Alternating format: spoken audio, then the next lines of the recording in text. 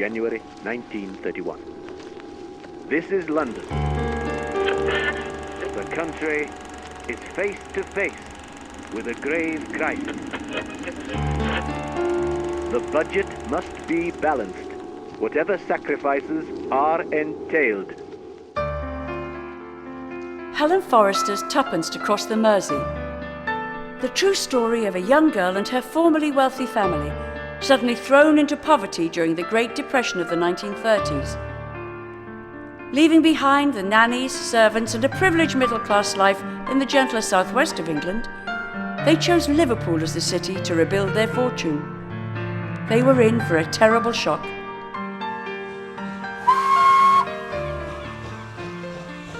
It was January 1931, and we had just arrived in Liverpool, all 9 of us.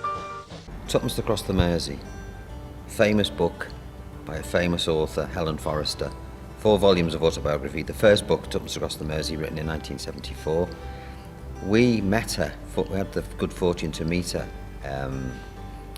in about 1992, and she ended up wanting to use one of our songs to promote her books.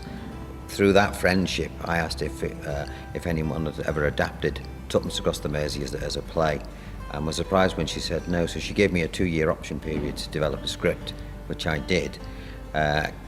2 years later, she came to the opening night at the Empire Theatre, and that's where it began. As a musical play, it was a big musical thing, specifically designed for the Empire, and in subsequent years, it's gone on just as an Empire type show. But I always wanted to tour with it, and to do that, I had to sort of, bring it back to its original origins, which was a stage play.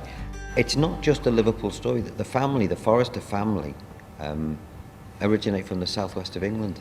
So, it's a bit like, not to oversimplify it, but it's a bit like Downton Abbey, having to live amongst the people of Brookside Close, all in the same house. Now look, I'll try and make the place as comfortable as I can for you. I'll even put an extra pot under the bed if you like. Save you going down the lavvy, the backyard in the middle of the night, yeah? Billy! What? Fetch one of them pots from under your grandfather's bed, will you, and stick it in the middle room. Right. Billy! Better make it the big one. Right. And Bill! Make sure you empty it out first. The Forrester family, had private nannies, servants, private school education, all that sort of stuff. And then the father, in his naivety, brought the family up to Liverpool, thinking he'd be able to follow in his grandfather's footsteps and make his fortune in this city, not realising that during the Depression of the 1930s, it was the worst place he could have brought his family and 9 to rebuild his fortune. Look, I'm going to the Labour Exchange tomorrow. I'll be working again by the end of the week. We'll soon be back on our feet, you'll see. Because they had no idea of how to run a family budget, because, obviously they didn't do very well anyway, which is why he went bankrupt. That made it even worse. So they were worse off, if you like, than all the people that actually originated from Liverpool. Where are you from, mate? It's not very often we get people talking Blundell Sands queuing up here with the likes of us. Talking Blundell Sands? Speaking all posh like. Ah, I see, yes.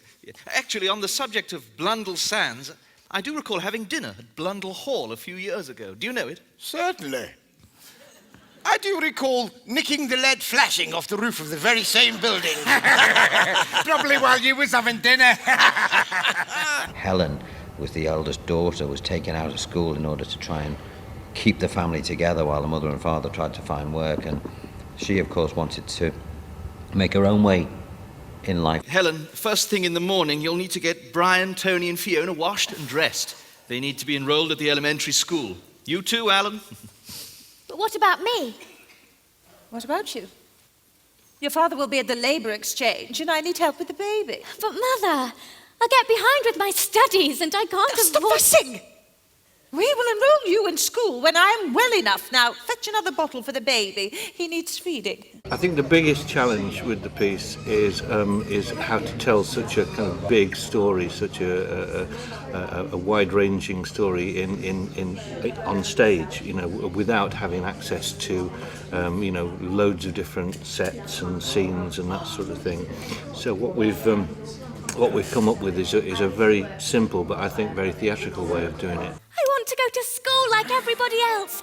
I don't want to look after babies. It isn't fair. Be quiet, Helen. Stop being so selfish. I'm not being selfish. You are. You promised. Helen, that's enough! Now look what you've done. You've gone and upset the baby. I read the book and it's such an amazing part, and for an actor to sort of get your teeth into, I knew that it would be a good role to play. So I was made up. Courage, Helen.